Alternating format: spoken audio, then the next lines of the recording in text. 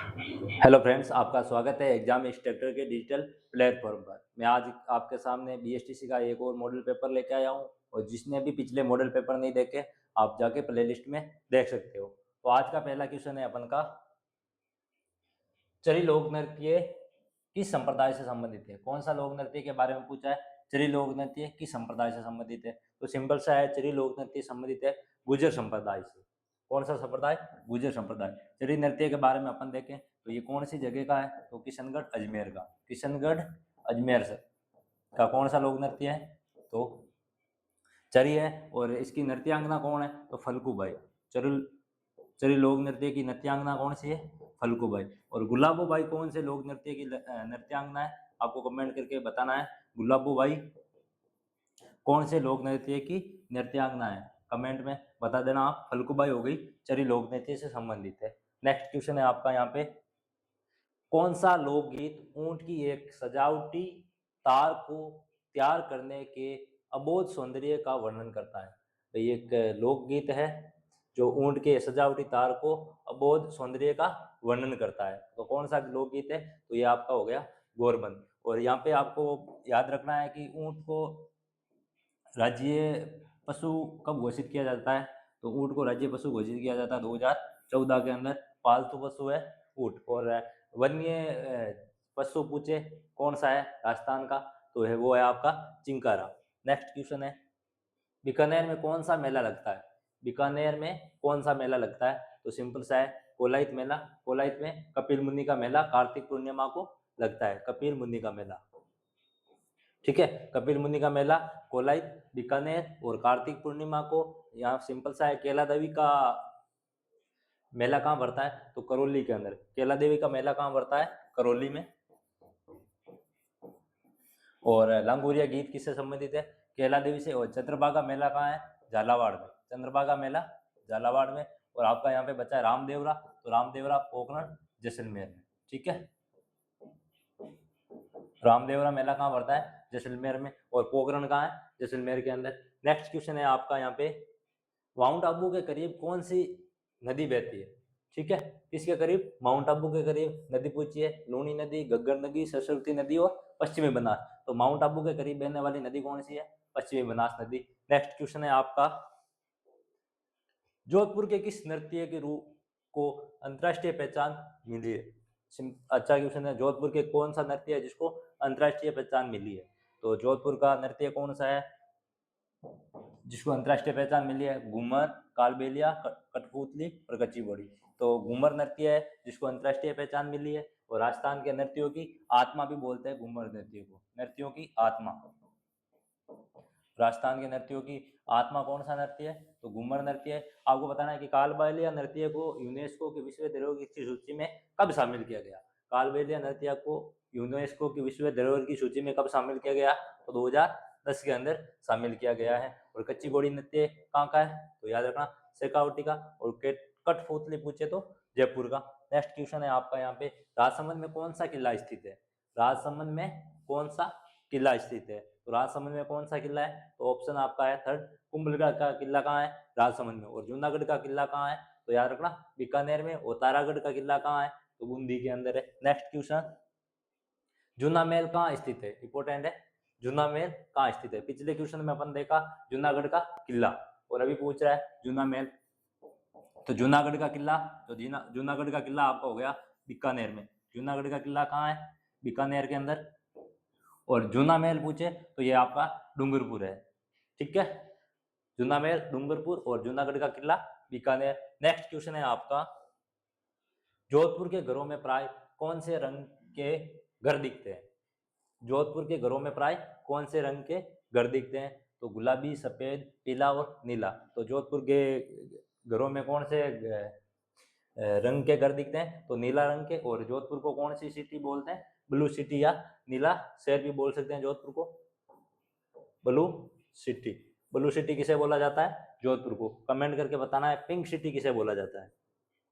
Pink city.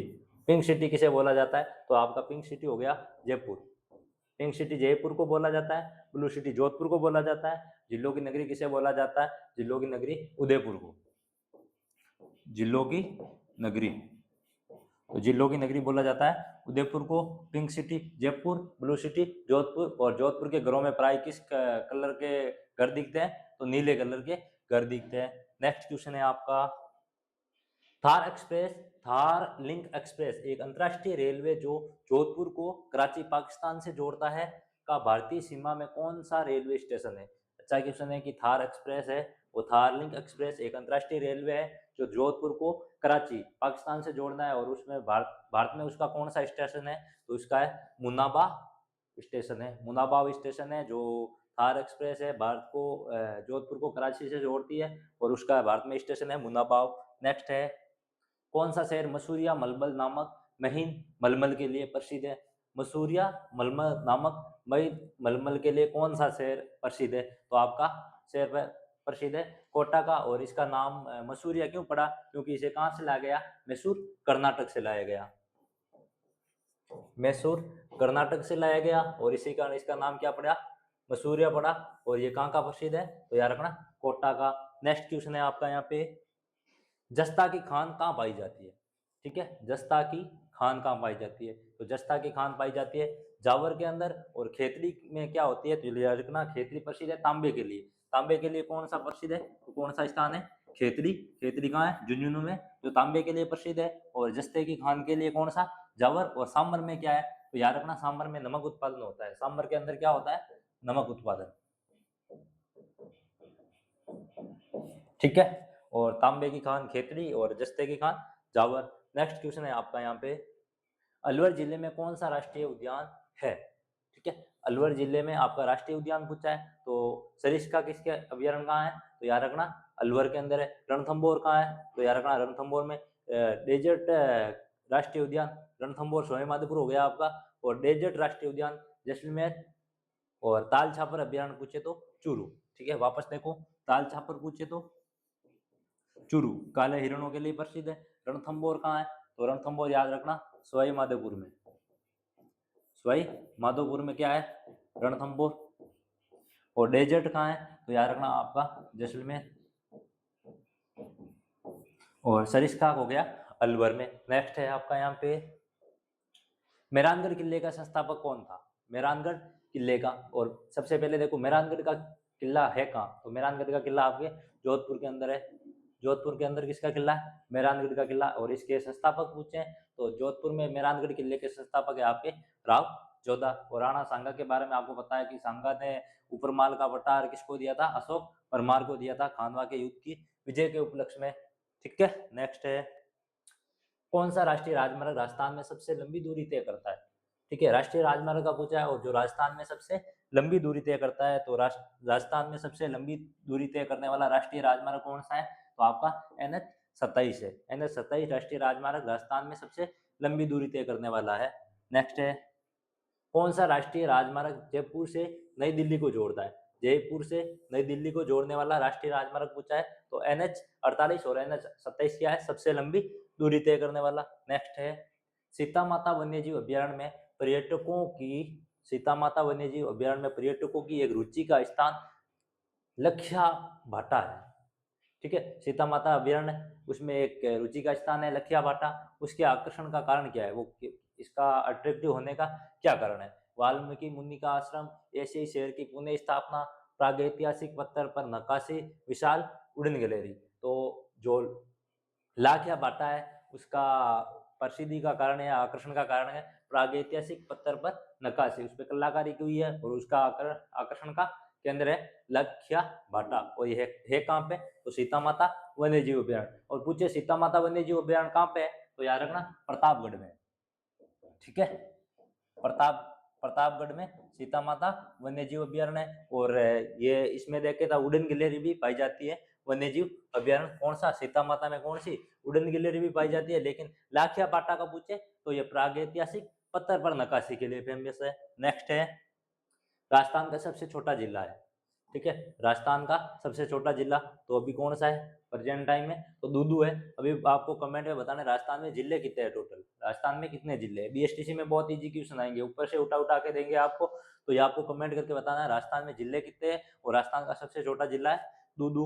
Next है, वर्ष 2011 की जनगणना के अनुसार राजस्थान का सबसे कम आबादी वाला जिला कौन सा है? 2011 की जनगणना में राजस्थान में सबसे कम आबादी वाला जिला पूछा है, तो लेकिन राजस्थान में सबसे अधिक आबादी वाला जिला कौन सा है? तो याद रखना जयपुर है राजस्थान में सबसे अधिक आबादी वाला जिला। और राजस्थान में सर्वाधिक साक्षरता वाला जिला पूछे तो सर्वाधिक साक्षरता वाला जिला कौन सा है? कोटा। सर्वाधिक साक्षरता किस जिले में? तो याद रखना कोटा में सर्वाधिक साक्षरता है। और न्यूनतम साक्षरता पूछे तो ये न्यूनतम साक्षरता है जालोर के अंदर। कहाँ है? जालोर के अंदर 2011 की जनगणना के अनुसार। और इसमें पूछा है कि 2011 की जनगणना के अनुसार राजस्थान में सर्वाधिक सबसे कम जनसंख्या वाला जिला या आबादी वाला जिला, तो याद रखना जैसलमेर। और सर्वाधिक आबादी वाला जिला पूछे तो जयपुर। और सर्वाधिक जनसंख्या घनत्व भी कहाँ है? जयपुर में। और न्यूनतम जनसंख्या घनत्व भी कहाँ है? जैसलमेर के अंदर। और राजस्थान के ऐसे जिले बताओ जिसमें जनसंख्या वृद्धि दर 30% से अधिक थी। 2011 की जनगणना के अनुसार जनसंख्या वृद्धि दर 30% से अधिक, तो कौन सा है? जैसलमेर और बाड़मेर। नेक्स्ट है आपका, किस वर्ष राजस्थान नहर को इंदिरा गांधी नहर के रूप में पुनः नामांकन किया गया? राजस्थान नहर को इंदिरा गांधी नहर के रूप में पुनः नामांकन कब किया गया? तो 1984 के अंदर, 1984 के अंदर इंदिरा गांधी राजस्थान नहर को इंदिरा गांधी नहर के रूप में पुनः नामांकन किया गया। अगला है, निम्नलिखित में से किस वर्ष वृक्ष प्रजाति का प्रयोग उर्वर क्षेत्रों को बंजर होने से रोकने एवं आगे बंजर होने की रोकथाम के प्रयोजनों से नहीं किया जाता है? तो ऐसा कौन सा है जिसका प्रयोग बंजर होने से रोकथाम के प्रयोजनों से नहीं किया जाता है? तो ये आपका यहाँ पे राइट ऑप्शन है नीलगिरी। नेक्स्ट क्वेश्चन है आपका, उत्तर पश्चिमी रेलवे के मुख्यालय जयपुर में कितने मंडल है? उत्तर पश्चिमी रेलवे का मुख्यालय कहाँ है? जयपुर है। और उसमें मंडल कितने हैं? तो याद रखना 4 है। और कौन कौन से है? जयपुर, जोधपुर, जैसलमेर और अजमेर। ठीक है, उत्तर पश्चिमी रेलवे का मुख्यालय जयपुर है, उसके मंडल है पहला जयपुर, सेकंड आपका जोधपुर, ठीक है, थर्ड है आपका अजमेर, और एक बीकानेर हो गया। ठीक है, 4 मंडल है, जयपुर, जोधपुर, अजमेर और बीकानेर। नेक्स्ट क्वेश्चन है, राजस्थान के माननीय मुख्य सचिव कौन है? राजस्थान के वर्तमान में मुख्य सचिव पूछे तो याद रखना वी श्रीनिवास है, जो राजस्थान में वर्तमान में मुख्य सचिव है। नेक्स्ट है, राजस्थान की विधानसभा में वर्तमान विधानसभा का कौन सा क्रमांक या क्रमवाचक आता है? राजस्थान की विधानसभा है और वर्तमान में कौन सी विधानसभा या क्रम पूछा है, तो वर्तमान में कौन सी विधानसभा क्रम है? 16वीं विधानसभा के। और राजस्थान वर्तमान विधानसभा अध्यक्ष कौन है? कमेंट करके बताना है आपको। नेक्स्ट क्वेश्चन है, राजपूताना में कौन सा एकमात्र और गैर राजपूत गढ़ है? एकमात्र गैर राजपूत गढ़ है जो शक्तिशाली किलों में से एक है और जिसने बार बार हुए हमलों को झेला है। भाई राजपूताना का ऐसा एकमात्र राजपूत गढ़ कौन सा है जहाँ पे बार बार हमले हुए और उनको झेला है, उस पर कब्जा नहीं होना दिया गया? तो याद रखना लोहागढ़ का किला है, जिस पर बार बार आक्रमण हुए। और बार बार आक्रमण किसके नेतृत्व में होते हैं? तो लॉर्ड लेक के नेतृत्व में होते हैं बार बार आक्रमण। और लोहागढ़ दुर्ग है कहाँ पे? तो भरतपुर में। भरतपुर में कौन सा दुर्ग है? लोहागढ़ दुर्ग। और इसका निर्माण कराने वाला कौन था? तो याद रखना सूरजमल जाट शासक होता है, सूरजमल जाट, जिसने लोहागढ़ दुर्ग भरतपुर का निर्माण करवाया था। नेक्स्ट है, दिल्ली के सुल्तान अलाउद्दीन खिलजी ने किस वर्ष चित्तौड़गढ़ पर कब्जा किया? दिल्ली का सुल्तान कौन था? अलाउद्दीन खिलजी। और उसने चित्तौड़गढ़ पर कब्जा कब किया? तो याद रखना 1303 के अंदर। और चित्तौड़गढ़ का पहला शाखा भी कब होता है? 1303 में। और उस टाइम शासक कौन होता है? तो याद रखना रतन सिंह। ठीक है, शासक कौन होता है? रतन सिंह, 1303 में। और रतन सिंह की पत्नी का नाम क्या होता है? रतन सिंह की रानी होती है पद्मिनी। और राघव चेतन होता है अलाउद्दीन खिलजी के पास जाने वाला। नेक्स्ट है, राजस्थान की अंतर्राष्ट्रीय सीमा कितनी लंबी है? ठीक है, राजस्थान की अंतर्राष्ट्रीय सीमा कितनी लंबी है, ये पूछा गया है। राजस्थान की अंतर्राष्ट्रीय सीमा, तो याद रखना राजस्थान की अंतर्राष्ट्रीय सीमा कितनी है? 1070 किलोमीटर है। तो इसमें से देखो 1000 और 1100, मतलब 1100 के मध्य 1070 किलोमीटर आता है। तो ये आपका यहाँ पे राइट हो जाएगा। और राजस्थान में वर्तमान में कितने जिले लगते हैं? तो याद रखना 5 जिले लगते हैं, जैसलमेर, जोधपुर, बीकानेर, बाड़मेर और फलोदी। नेक्स्ट है, अलगोजा किस तरह का वाद्य यंत्र है? अलगोजा किस तरह का वाद्य यंत्र है? तो याद रखना काष्ठ वाद्य यंत्र है। और राजस्थान का राजकीय वाद्य यंत्र कौन सा है? तो अलगोजा है। राजस्थान का राजकीय वाद्य यंत्र अलगोजा। और किस तरह का वाद्य यंत्र है? काष्ठवादी यंत्र है। नेक्स्ट क्वेश्चन है आपका यहाँ पे, ऐतिहासिक दृष्टि से राजस्थान की कौन सी जनजातीय योद्धा और प्रवीण धनुर्धर थे? भाई राजस्थान की ऐसी कौन सी जनजाति थी जो योद्धा और प्रवीण धनुर्धर थी? तो याद रखना भील जनजाति थी जो योद्धा भी थी और प्रवीण धनुर्धर भी थी और यह युद्ध में भाग लेती थी, जिसमें तीर कमान इनका मुख्य था। नेक्स्ट है, जयपुर जंतर मंतर में कितने खगोलीय उपकरण है? ठीक है, जंतर मंतर कहाँ है? जयपुर के अंदर। और इसमें कितने खगोलीय उपकरण है? तो 19, याद रखना 19 इसमें खगोलीय यंत्र है। और इसका निर्माण किसने करवाया? तो याद रखना जय सिंह सेकंड ने करवाया था। सवाई जय सिंह सेकंड ने जंतर मंतर का निर्माण करवाया था। और याद रखना यूनेस्को की सूची में कब शामिल किया गया? 2010 के अंदर जंतर मंतर को यूनेस्को की सूची में शामिल किया गया था। नेक्स्ट है, राजस्थान में कितने कृषि विश्वविद्यालय है? राजस्थान में कृषि विश्वविद्यालय का पूछा, राजस्थान में कृषि विश्वविद्यालय कितने हैं? तो 5 आपका राजस्थान में कृषि विश्वविद्यालय हो जाएंगे। नेक्स्ट है, राजस्थान में जैतून के तेल की खेती के लिए तकनीकी रूप से संभव और व्यवहारिक अध्ययन किसके सहयोग से किया गया? भाई राजस्थान में जैतून की तेल की खेती के लिए जो तकनीकी रूप से संभव और व्यवहारिक अध्ययन था वो किसकी सहायता से किया गया? तो याद रखना इजराइल की सहायता से किया गया। और देश की पहली या राजस्थान की पहली जैतून तेल रिफाइनरी,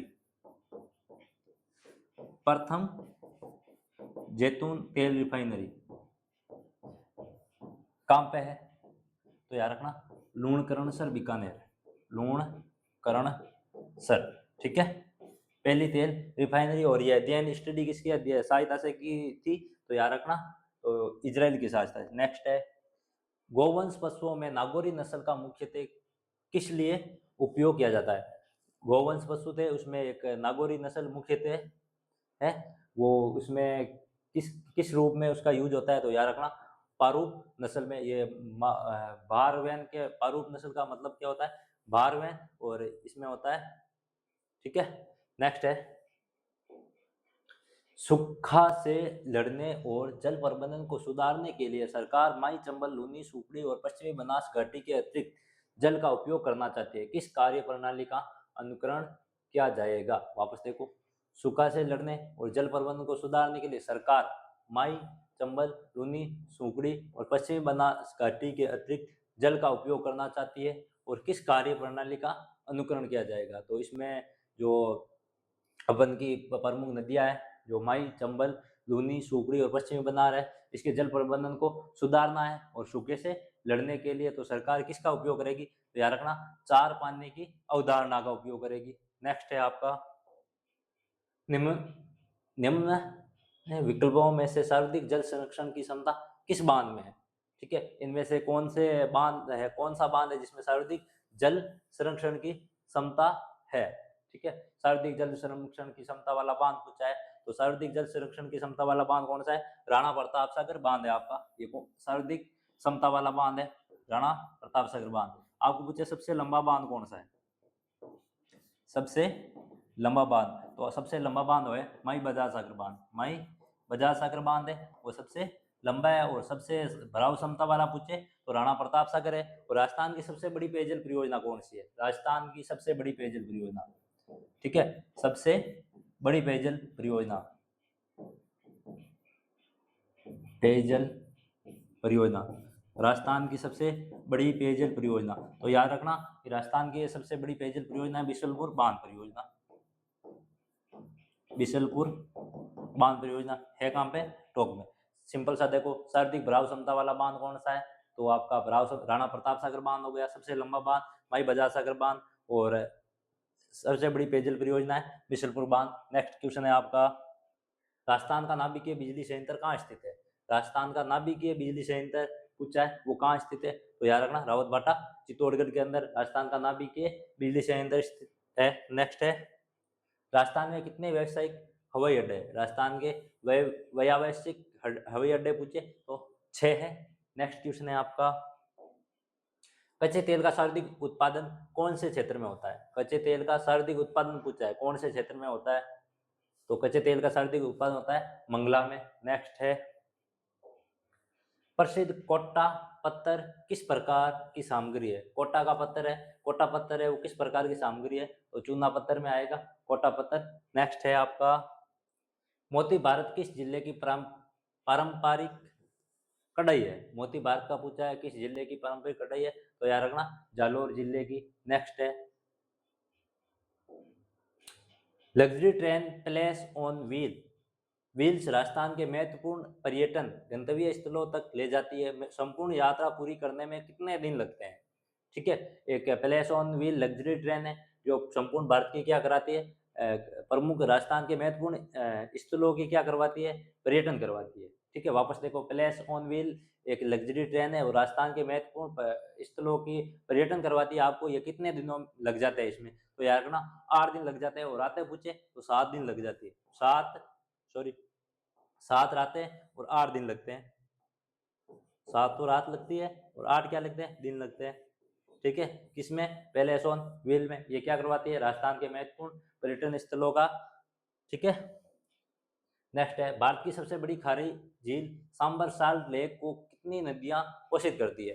ठीक है, भारत की सबसे बड़ी खारी झील कौन सी है, सांबर झील है। इसमें कितनी नदियां पोषित करती है, तो आपकी है 5 नदियां इसको पोषित करती है। नेक्स्ट है खारा बनने के पहले किस स्थान तक लूनी नदी के जल का स्वाद मीठा रहता है? ठीक है, अच्छा क्वेश्चन है भाई। लूनी नदी का जल है वो खारा बनने से पहले किस स्थान से उद्गम होता है और किस स्थान तक जाती है, तब तक मीठी रहती है, उसके बाद खारी हो जाती है। तो लूनी नदी के बारे में अपन देखें तो लूनी नदी का उद्गम कहाँ से होता है, तो नागपाल अजमेर से होता है। फिर ये बहती हुई बालोतरा तक जाती है। कहाँ तक जाती है, बालोतरा तक। तब तक इसका पानी क्या होता है, मीठा। इसके बाद में इसका पानी क्या हो जाता है, खारा हो जाता है। और इसलिए इसको आधी खारी और आधी मिट्टी कहते हैं। तो कमेंट में बताना है कालिदास ने लूनी नदी को क्या बोला है। ठीक है, लूनी नदी को कालिदास ने किस नाम से बोला है कि लूनी नदी को इस नाम से जाना जाता है। वापस देखना, लूनी नदी को आधी खारी और आधी मीठी नदी इसलिए बोला जाता है क्योंकि इसके बालोतरा तक इसका पानी मीठा और इसके बाद में इसका पानी क्या हो जाता है, खारा हो जाता है। नेक्स्ट है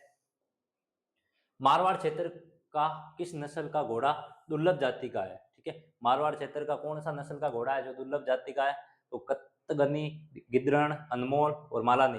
ठीक है, मालानी नस्ल का घोड़ा है जो दुर्लभ जाति का है। नेक्स्ट है अरावली पर्वत श्रेणी जो माउंट आबू के पास स्थित है। ठीक है, अरावली पर्वत श्रेणी जो माउंट आबू के पास स्थित है उसके उच्चतम गुरु शिखर की ऊंचाई कितनी है? ठीक है, तो सिंपल सा पूछा है, गुरु शिखर की ऊंचाई पूछी है, बाकी कुछ नहीं। सिंपल सा यहाँ पे देखो किसकी ऊंचाई पूछी है, गुरु शिखर की। तो गुरु शिखर की ऊंचाई आपको पता ही होगा, अगर आप सीरियसली तैयारी कर रहे हो तो गुरु शिखर की ऊंचाई आपको पता है। गुरु शिखर की ऊंचाई कितनी है, तो 1722 मीटर है। कितने मीटर है, 1722। और फीट में पूछे तो याद रखना 5650 फीट। तो 5650 किस में आ रहा है, तो 5600 से 5700 के मध्य 5650 फीट आ रहा है। तो ये आपका ऑप्शन यहाँ पे हो जाएगा 5600 से 5700 फीट गुरु शिखर की ऊंचाई है। और मीटर में पूछे तो 1722। और ये अरावली की सबसे ऊंची चोटी है, ना कि राजस्थान पूरे भारत के अंदर अरावली की सबसे ऊंची चोटी पूछे तो गुरु शिखर है। उत्तरी राजस्थान में उत्तरी अरावली की सबसे ऊंची चोटी पूछे तो रघुनाथगढ़ है। रघुनाथगढ़ कितने मीटर है, तो 1055 मीटर है। रघुनाथगढ़ कितने मीटर है, तो 1055 मीटर है। आप सबकी बीएसटीसी की तैयारी अच्छे से चल रही होगी। तो जो भी पीछे यूट्यूब पे वीडियो डाले गए हैं एग्जाम पेपर के, तो आप इनको देखना, आपके एग्जाम के लिए बहुत उपयोगी होंगे। Thank you.